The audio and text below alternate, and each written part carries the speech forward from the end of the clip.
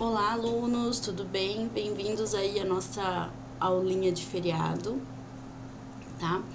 Eu vou gravar aqui para vocês, espero que fique tudo ok. Espero que vocês assistam. A gente não vai ter como tirar dúvidas, mas vocês podem mandar pro professor Diego, tá? Que ele repassa para mim e a gente vai conversando aí até a gente terminar nossas aulas. Vocês podem mandar as dúvidas e tal. Hoje a gente vai falar sobre o maneirismo e o barroco. A gente vai ver que ele é uma ruptura entre a arquitetura do Renascimento e as próximas etapas aí, né?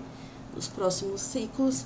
E a gente vai ver que o maneirismo e o barroco, eles fazem parte desse ciclo de transformação da arquitetura que ele vai de uma arquitetura mais racional para uma arquitetura mais subjetiva. E ela volta para uma arquitetura mais racional e volta para uma arquitetura mais subjetiva. Isso é um ciclo que a gente vê ao longo da história, que é uma reação basicamente ao contexto que está acontecendo, o contexto histórico, mas que a gente vê claramente traduzida aí na arquitetura. Então, por exemplo, ali na arquitetura do Crescente Fértil, a gente tinha uma arquitetura mais teocentrista, né? Ali voltada para os deuses daquela época, né? Os egípcios, enfim. Aí a gente vai para o ciclo, para a arquitetura grega e romana, né? Etrusca, minoica, micênica, que é uma arquitetura mais racional, que é a base da arquitetura clássica que a gente conhece hoje. Aí a gente vai para a arquitetura gótica, de novo, mais teocentrista, mais subjetiva, focada na religião. Aí volta para a arquitetura renascentista, que foi uma arquitetura mais racional, mais assim, centrada no homem, né, antropocêntrica. E agora a gente volta para o barroco, que ele é, o barroco e o maneirismo, uma arquitetura mais subjetiva, novamente ali mais conectada ao teocentrismo. E depois a gente vai ver na próxima aula que o barroco ainda é subjetivo, mas aqui a gente vai falar mais na próxima aula do rococó e do neoclássico. O neoclássico já de novo uma chamada aí para a arquitetura mais clássica, mais racional, mais centrada, né? Então a gente vai falar nessa aula sobre o maneirismo e o barroco, como eu falei, mais subjetivo. Qual que era o contexto daquela época para traduzir, né, traduzir-se nessa subjetividade, né? A gente tinha uma estabilidade generalizada, muita pobreza, porque havia ali uma diferença, uma desigualdade social muito grande, né? A gente começa a ver muitas guerras, lutas, perseguições ao confronto religioso entre a Igreja Católica e a Igreja Protestante, que a gente vai ver mais pra frente. A Igreja tentando aí combater os hereges e praticar, conseguir recuperar o ônus que ela teve com aquela prática exacerbada ali da produção arquitetônica do Renascimento. Ela começa a cobrar indulgências, né? Que seria uma forma de pagamento aí pelos seus pecados, né? As pessoas pagavam aí como se fosse um pagamento pelos seus pecados para conseguir ter esse perdão, né, dos pecados. Então ali a gente tinha que no Renascimento a igreja que foi o grande mecenas, né? Então isso onerou essa igreja, e para tentar recuperar esses recursos, então a igreja começou a cobrar essas indulgências, que seriam o quê? Esse pagamento pelo perdão. E daí, ao mesmo tempo, tinha aquelas navegações da Europa para as Américas, e essas navegações trouxeram muita riqueza desses locais, né? Então, o ouro do Brasil, da América Latina, enfim. E isso fez com que se aumentasse essas desigualdades, porque os comerciantes, os nobres e a igreja estavam muito acima do que as pessoas comuns, né? As pessoas aí do cotidiano. Então, a gente tinha aqueles navegadores muito ricos, a nobreza e a igreja.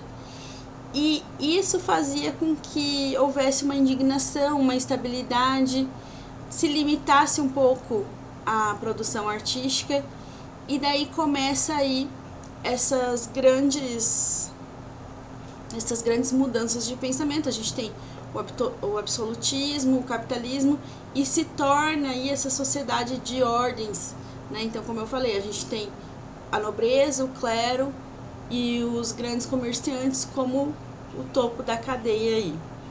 Então, esse era o contexto, principalmente da Itália aí do século XVI. Os grandes arquitetos e os grandes artistas, muitos deles a gente já conheceu ali no final do Renascimento, no Cinquecento, né? Que, como a gente falou na aula passada, a gente tem o Renascimento dividido em 3 grandes períodos, né?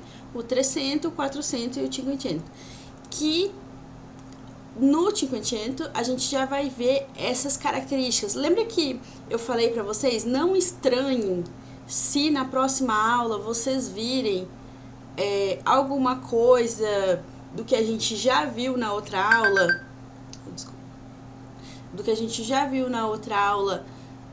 aqui nessa aula, na próxima aula. Então, por quê? Porque o que a gente chamava lá na aula passada de um rompante de originalidade, lembra quando eu falei do Michelangelo, que ele trouxe aí essa nova perspectiva, essa nova forma de composição, que foi considerado original e que isso foi copiado por outros arquitetos? Aqui a gente vai chamar de características do maneirismo. Por quê? Porque o maneirismo ele só foi considerado, ele só foi notado como uma diferença expressiva da produção renascentista lá pelo século XIX. Então, até então, enquanto estava sendo produzido, não se via essa diferença de características, enfim. Então, isso foi sendo visto depois. A maioria dos períodos, dos movimentos artísticos, a gente precisa desse distanciamento temporal para conseguir ver e falar isso e colocar tudo na mesma caixinha. Vocês entendem? É a mesma coisa que, por exemplo, você falar que as igrejas da Idade Média são góticas, ou são românicas, ou são bizantinas, enquanto elas estavam sendo produzidas, fora que elas levavam anos e anos para serem produzidas, né? Então, esse distanciamento é preciso para que possa se olhar para aquele conjunto construído e se falar, não, esses aqui têm uma característica comum, esses outros aqui têm outra característica. Então, essa variação aí precisa desse marco temporal. Aí, na pintura renascentista, qual que era essa inovação compositiva, né? Por exemplo, a gente tem o uso de diferentes perspectivas. Vocês notem que aqui eu tenho uma comparação entre a Última Ceia do Da Vinci e a Última Ceia do Tintoretto, que são um artista renascentista, como a gente já viu na outra aula, e o Tintoretto maneirista.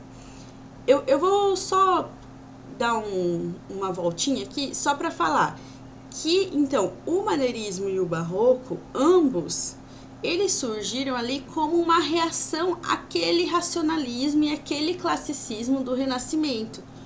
Ele era como se fosse uma crítica aí àquela transformação religiosa, social e econômica que a gente já falou, e ele transforma aquele racionalismo muito artificial do Renascimento em algo mais subjetivo, mais próximo da realidade. Então, por exemplo, nessa imagem que a gente vê aqui, se traduz muito bem, porque a gente tem uma coisa estática na Última Ceia do Da Vinci, muito iluminada, muito perfeita, né? Tá tudo no cenário, muito lindo. E na do Tintoretto, aqui a gente vê várias perspectivas, várias pessoas, várias cenas. Você pode olhar de vários ângulos e de diferentes ângulos você vai ver diferentes cenas, né? Então, isso é uma das grandes características. Então, essa liberdade compositiva, essas diferentes perspectivas, esse contraste de luz e sombra, esse uso, por exemplo, das escalas cromáticas diferentes. Então, você vê aqui na sua esquerda, né, da Última Ceia do Da Vinci, uma coisa muito mais iluminada, umas cores muito mais vivas, né? E aqui na do Tintoretto uma escala muito mais escura, né? A gente tem uma distorção da proporção humana, a gente tem essas cenas que aproximam a realidade das pessoas. Então, contra esse racionalismo renascentista, a gente vê uma coisa que se aproxima mais, né, a realidade. E também a inserção de elementos arquitetônicos. A gente pode ver, por exemplo, aqui a gente vê essa questão da diferença de proporções, por exemplo.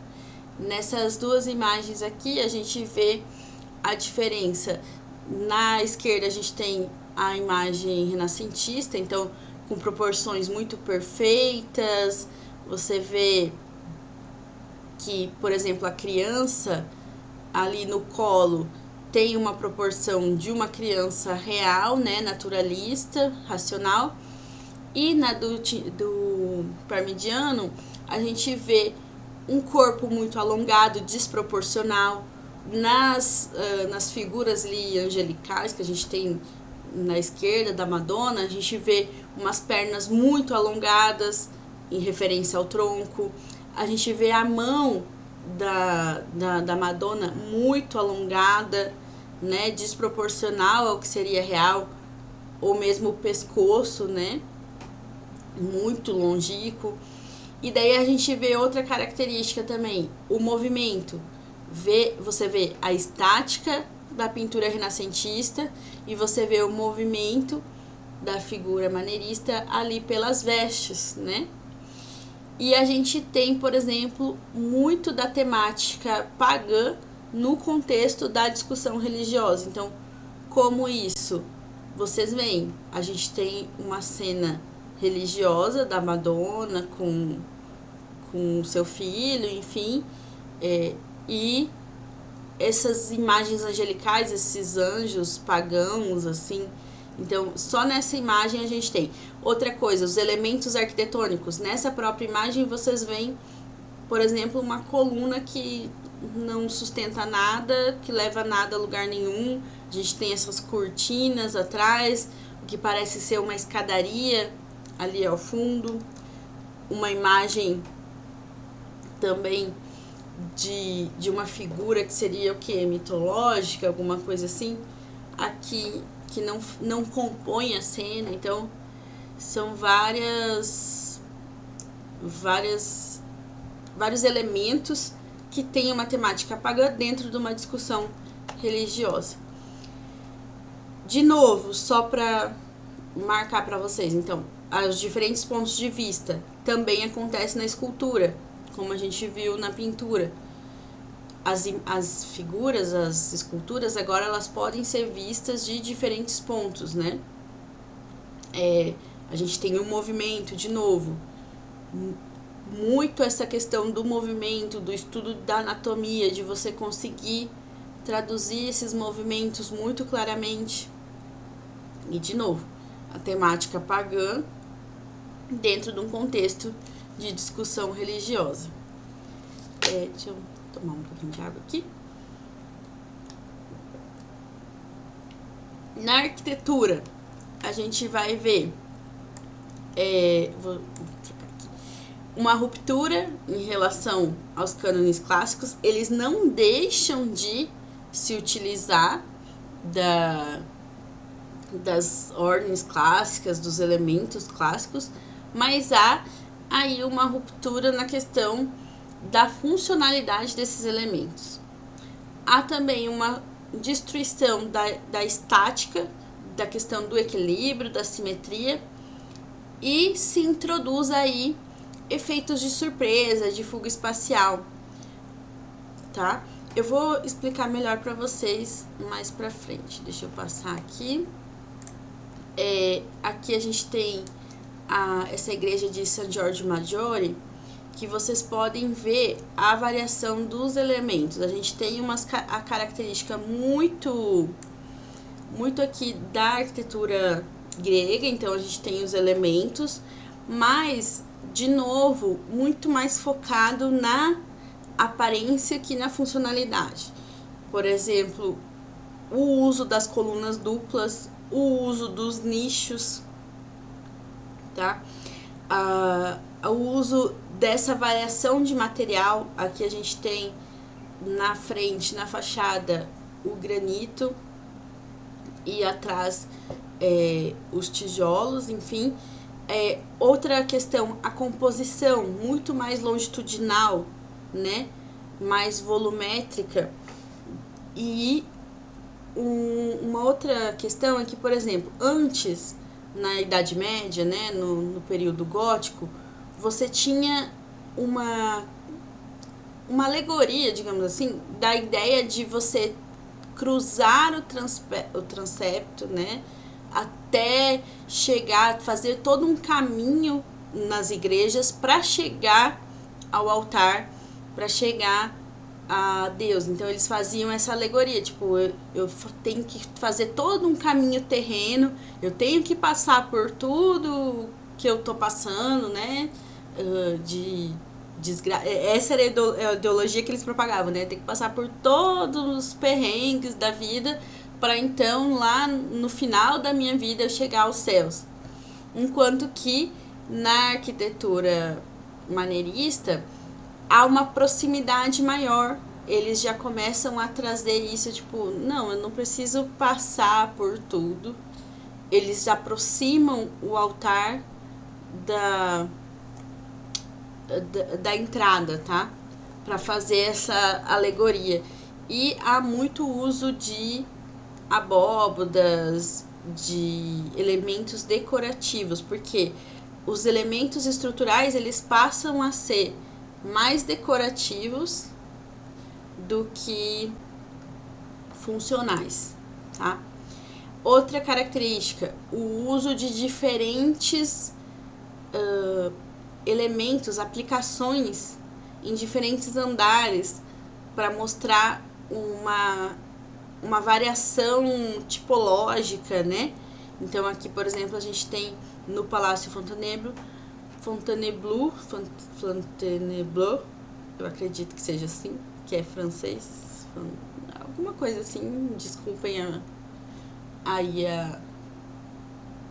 a pronúncia, mas nesse palácio a gente tem algumas características muito marcantes. Essa escadaria que a gente tem ao centro e a utilização do diferente tratamento das janelas, tá? Que variam de acordo com o pavimento para mostrar um diferente uso, para mostrar essa variação. As escadarias, qual que é a proximidade que a gente tem? Aqui a gente tem na figura da esquerda a Biblioteca Larenziana do Michelangelo, tá? Aí vocês veem muitas escadas que não chegam a lugar nenhum. Você vê aqui a gente tem 3 escadas e apenas uma faz o acesso, né, na saída. Deixa eu colocar aqui minha fotinho para vocês verem. Aqui que apenas uma escadaria, a escadaria central, chega ao centro, né? Chega à porta. E aqui a mesma coisa, no nesse palácio aqui, que a gente tem também várias escadarias que não chegam a lugar nenhum.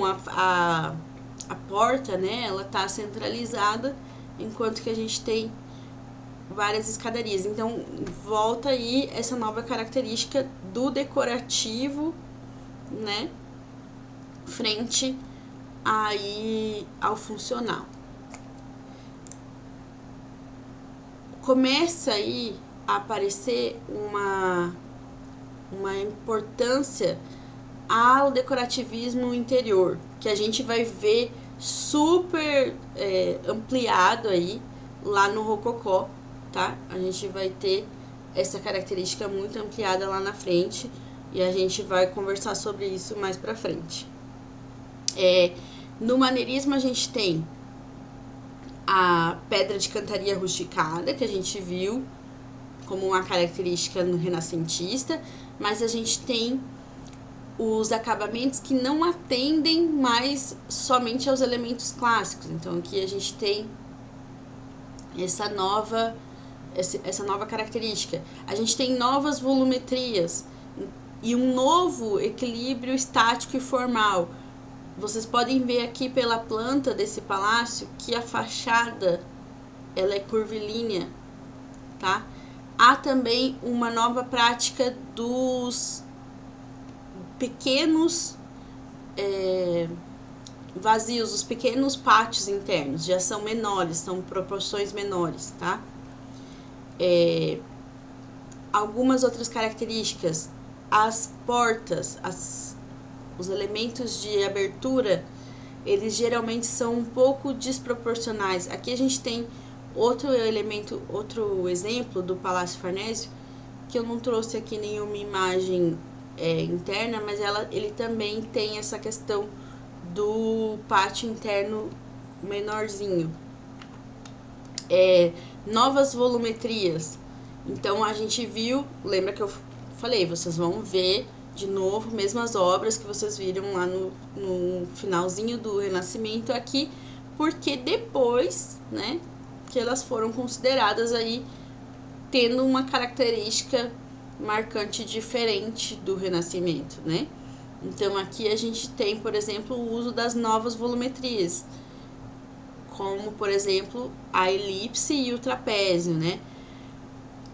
Lá, quando a gente falou na outra aula, a gente viu que o uso dessa elipse e esse marco central fazia com que se enaltecesse a ideia de simetria em ambos os lados. E aqui a gente consegue ver o desenho do trapézio aqui, né? Ou aqui, como vocês conseguem ver, que faz essa nova inserção de uma volumetria nova. E essa questão do equilíbrio estático é porque dá essa ideia de movimento, tá? De quebra desse equilíbrio, né? A gente tem novas volumetrias, como eu falei, novos elementos que são aplicados. De novo, eu vou voltar na Biblioteca Laureziana, porque são algumas características dela que a gente vai ver, que a gente já viu como super originais lá no Renascimento, e aqui a gente vai ver como características do maneirismo. Então a gente tem a sala de leitura, que é bastante estreita, a gente tem os elementos decorativos, o frontão quebrado, os nichos vazios, as colunas que não aparecem, mas que suportam os tetos, ó, como a gente vê aqui. A escadaria complexa, né? Os jogos de cores, o branco com cinza, tá? Outra característica maneirista barroca é o uso dessas colunas salomônicas, que são essas colunas torcidas, sulcadas, tá? Vamos lá. A mistura de elementos, aqui a gente tem a Biblioteca Marciana, que é um exemplo também da arquitetura maneirista. As portas de proporções estranhas, lembra que eu falei ali no começo da aula? A gente tem, por exemplo, portas muito pequenas para ambientes muito grandes, ou ao contrário, portas muito grandes para ambientes pequenos. entradas que não condizem com a estrutura do edifício. Isso a gente tem, por exemplo, no Palácio Franés, que eu mostrei para vocês também, tá? Aqui a Biblioteca Marciana, só mais umas imagens para vocês verem. A Galeria Uffizi do Vasari, mesma coisa. Os nichos, a utilização dos elementos formais já não tão específicos, tão próximos e rígidos quanto no Renascimento, né? A gente tem os elementos clássicos, mas não usados de forma tão rígida.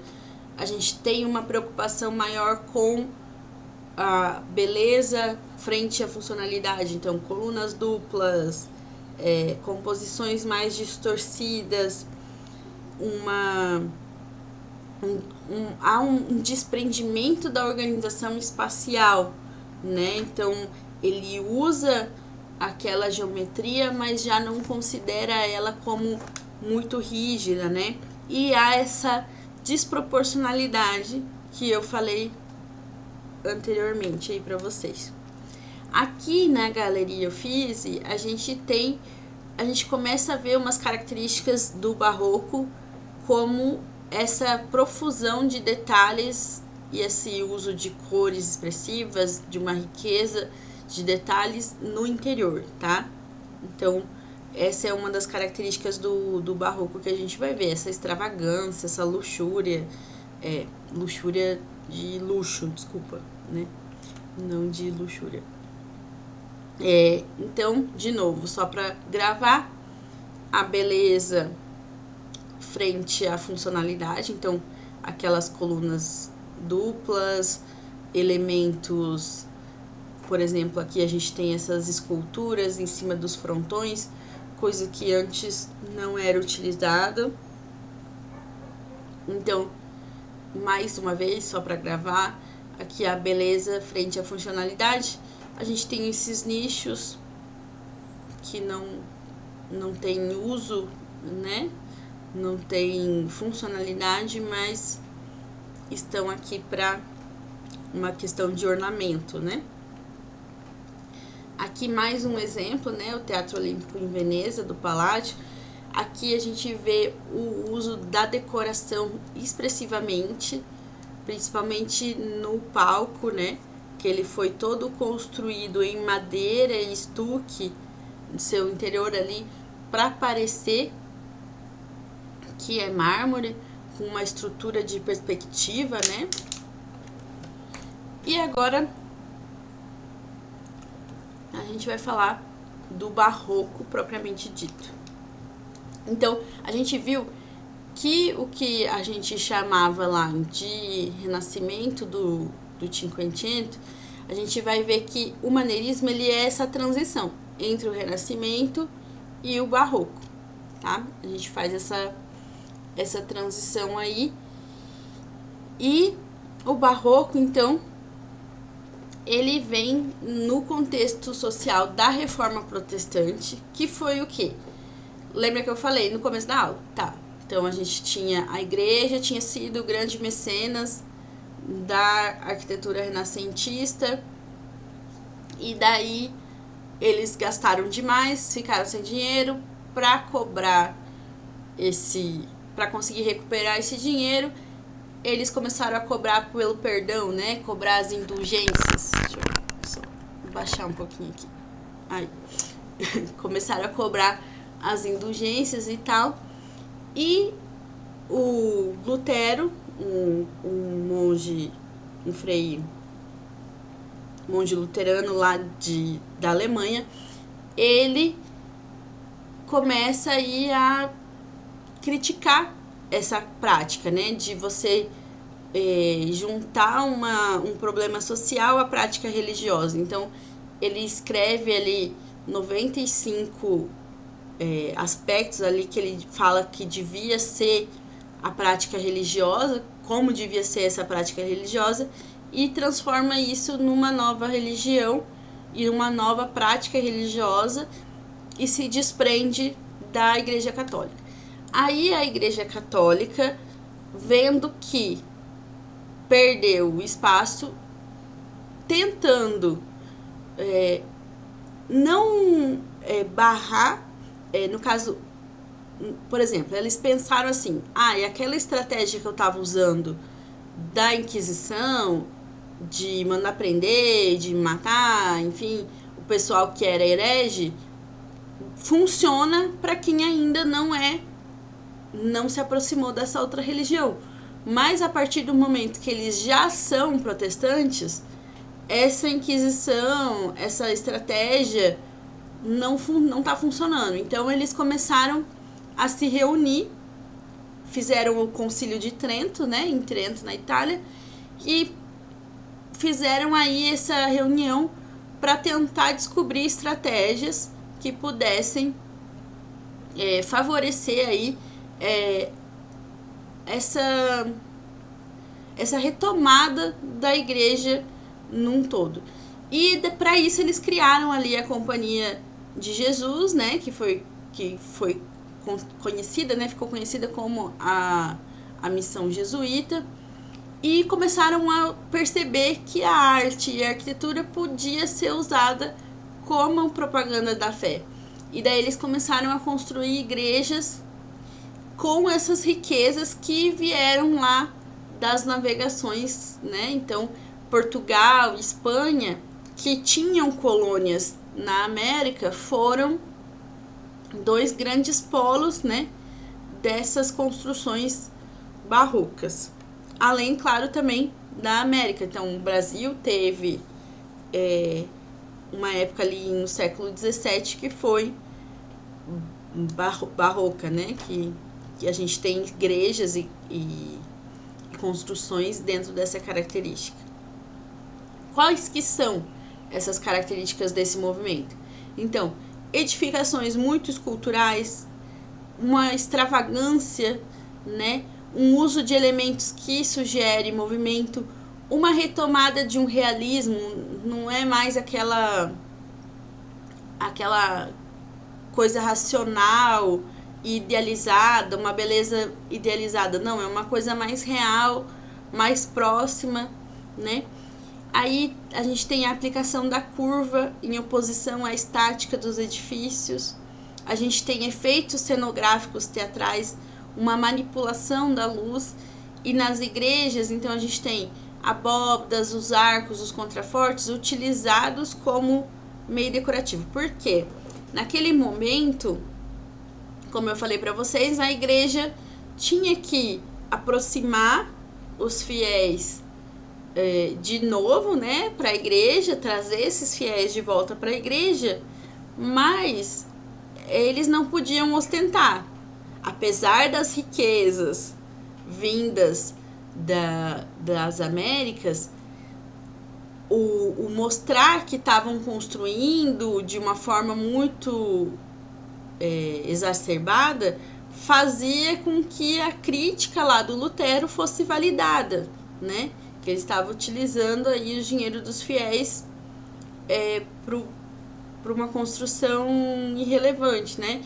Então, as igrejas começaram a ficar menores, mas com as fachadas e os interiores muito mais trabalhados. Então, geralmente os locais das igrejas eram menores, então as construções eram menores e por isso as fachadas, os elementos estruturais, as abóbadas, os arcos, enfim, eram mais trabalhados, para que, apesar do tamanho ser menor, a exuberância ainda tá ali, né? Essa extravagância. O barroco, a palavra barroco tem o significado de pérola irregular, né? E traduzido para o que foi o movimento seria a deformação daqueles ideais clássicos. Então, também em outras línguas, né? Então a gente tem o barroco, que seria irregular, o grotesco, o absurdo, e do grego o barro seria algo pesado. Então, fazendo essa junção aí, a gente tem que seria um movimento mais extravagante, mais que deforma mesmo esses ideais clássicos trazendo eles para uma perspectiva mais humana, né? Mais terrena, mas ao mesmo tempo como uma forma de linguajar, uma forma de tradução aí dos princípios religiosos para as pessoas. Então, a gente tem, por isso, né, edificações esculturais. Então, vocês vão ver a interna das igrejas muito esculturais, muito produzidas, muito extravagantes com relação ao decorativismo. Esse uso de elementos que sugerem movimento, então a curva, essa profusão de elipses, de formas mais curvas, círculos, abóbadas, então todos os elementos que fazem essa sugestão de movimento. Um realismo, né? Então a gente volta de novo àquela questão de romper com aquele racionalismo, com aquele ideal de beleza racional e traz mais para uma realidade, né? Então, de novo, como eu falei, a aplicação da curva ajuda nisso a trazer essa oposição dessa estática dos edifícios para uma coisa mais movimento, né? O movimento, a impressão de movimento. Os efeitos cenográficos cria ali uma atmosfera que auxilia a igreja aí nessa construção do ideal, né, de retomada da população para a igreja. Desculpa, gente. Aqui a gente tem um exemplo, né, do uso do movimento, da curva, né, que é essa escadaria do Museu do Vaticano. E os artistas barrocos.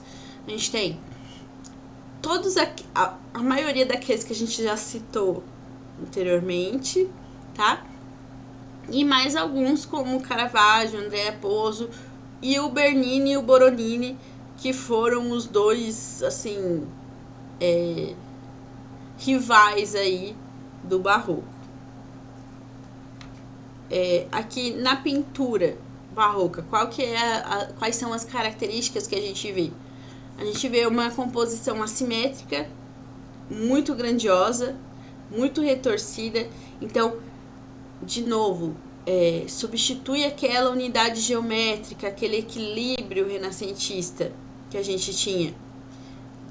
Lembra que na aula anterior eu mostrei para vocês que a construção de formas geométricas era uma estrutura da pintura renascentista? Aqui a gente tem uma coisa mais livre, né? Você não tem uma forma geométrica padrão construída na composição, né? E a gente tem esse contraste de claro e escuro, que faz com que se intensifique essa sensação de profundidade, essa expressão de sentimentos. E aí também o uso de uma expressão mais realista que abrange todas as classes. Então aqui a gente tem os nobres, aqui a gente tem a igreja e aqui a gente tem os servos, né? Então numa mesma imagem a gente tem todas as camadas sociais. E a gente tem também a questão das cenas mais dramáticas, mais teatrais, né? Que trazem essa ilusão de movimento também. Muito exagerada, muito rebuscada, que valoriza todos os detalhes, né? Que a gente tem. Outra característica é a ideia de iluminação artificial. Vocês podem ver que todos os rostos estão muito claros, né? Então, isso seria impossível com apenas uma luz natural, né? Estando aí iluminando esse ambiente. E o dualismo e as contradições. Então, você tem que cada um olha para um lugar, né? A gente tem cada participante dessa composição aqui olha para um espaço, né? E essa contradição aí que se forma nas pinturas, além dessa obscuridade, essa complexidade e até um sensualismo dentro das pinturas barrocas. As esculturas representam aí basicamente as mesmas características. Um pouquinho. Contrastes, volumes, texturas, a questão da luz, essa questão do movimento que a gente vê aqui com as vestes, né? Essa expressividade que a gente vê claramente essa diferença entre a expressividade barroca e a placidez, né, renascentista, a questão da cenografia, do rigor na execução, então a execução muito bem feita, a perfeição das formas, o planejamento dos pontos de vista, como a gente viu também nas obras maneiristas, e os materiais que eram pedra, bronze, né, ouro, marfim, estuque.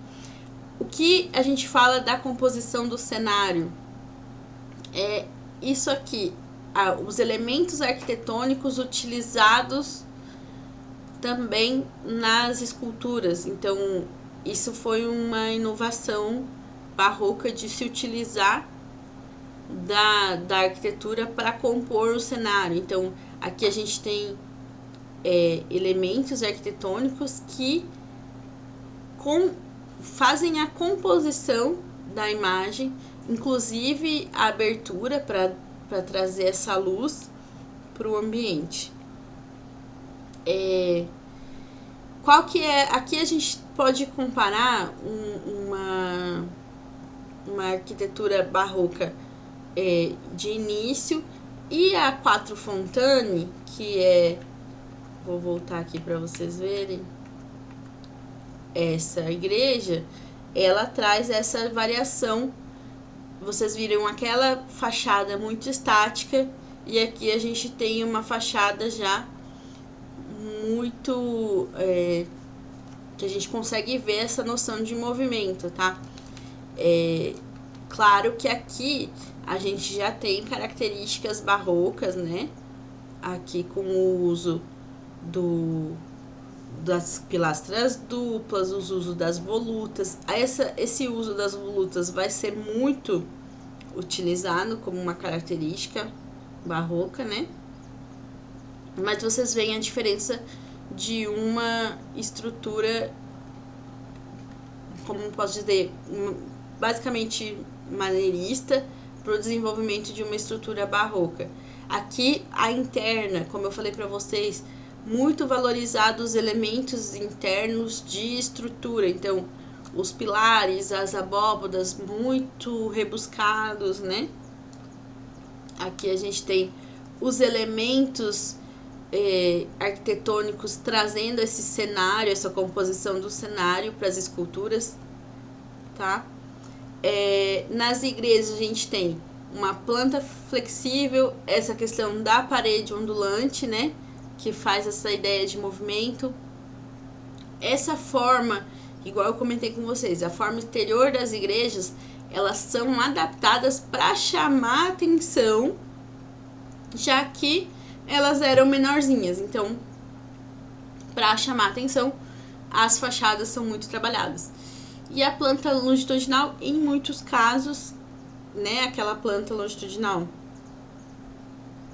renascentista, maneirista, ela é substituída, em muitos casos, por uma solução mais complexa, né? Então, a gente vê que aquela planta quadrada se transforma aí numa elipse, né? A gente tem aqui outra questão, o trabalho do movimento, o trabalho das curvas, né? Dos elementos curvos.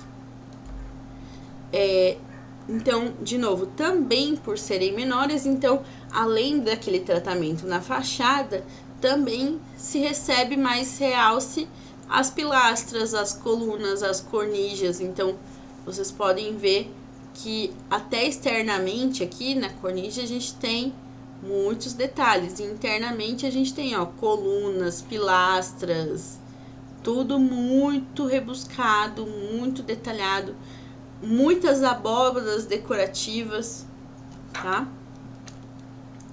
E aqui novamente uma imagem para vocês verem o uso das abóbadas decorativas, o detalhe nas pilastras, no teto, né?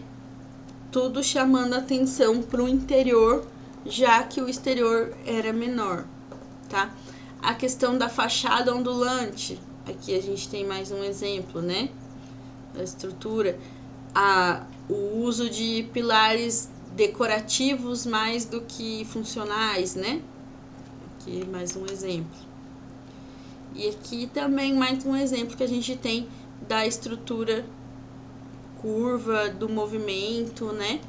Que a gente tem, e esses detalhes dentro dos ambientes para expor essa beleza e essa mudança da estrutura das plantas quadradas para uma estrutura mais curva, elíptica e essas novas formas geométricas expostas, né? Então, só um resuminho aqui, a gente tem então que o maneirismo ele foi essa flexibilização da estética renascentista, o que a gente chamou lá no final do Renascimento de inovação compositiva, de uma liberdade compositiva, aqui a gente vai chamar de o maneirismo, uma flexibilização daquela estética renascentista. E o barroco, então, ele se torna uma estratégia de comunicação que mimetiza arquitetura, escultura e pintura, porque a gente vai ver no interior muito dessa utilização. Então, nas esculturas a gente tem elementos arquitetônicos que fazem essa construção desse cenário, na pintura a mesma coisa. E esses dois movimentos, né, aí nessa transição do maneirismo, do barroco, né, do renascimento para o maneirismo e para o barroco, a gente vê uma maior complexidade, um maior dinamismo versus aquele artificialismo renascentista, racionalista, matemático, que passava a ser muito irreal, né? Já não estava cabendo na realidade daquele contexto social. Então, por hoje é isso, tá? Aqui mais uma brincadeira aqui com vocês. Vocês podem utilizar esses memes se vocês quiserem, depois no Instagram, marca prof, se vocês quiserem. Eu achei bem legal porque na aula passada a gente tinha o renascentista e eu achei esse barroco e maneirista, e vamos ver se eu acho pros próximos aí. Rococó, eu acredito que do rococó deve ter, ou neoclássico, né? Depois vocês me ajudem a encontrar também esses memes. E é isso. Qualquer dúvida, vocês mandem mensagem. Mas eu espero que vocês tenham entendido. O nosso foco é trazer bem as características mais marcantes de cada período, para que vocês entendam e consigam perceber, né, nas obras esses detalhes e identificar, tá bom? Obrigada e até a próxima aula.